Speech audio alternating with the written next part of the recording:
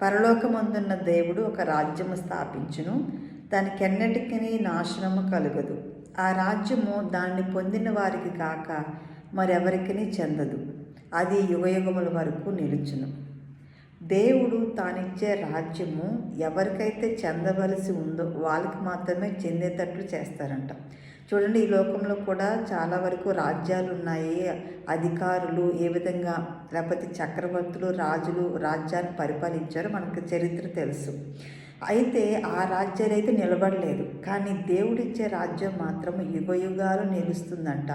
అందులో ఎవరికైతే ప్రవేశం ఉందో వాళ్ళు మాత్రమే చేరటానికి అర్హులు.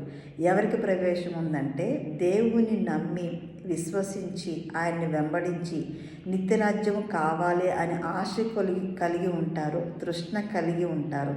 అలాంటి వారికి మాత్రమే ఆ రాజ్యము సంభవిస్తుంది. కాబట్టి మనం అందరం కూడా అలాంటి రాజ్యంలో యుగయుగాలు నిలబడాలంటే దేవుణ్ణి వెంబడించాలి.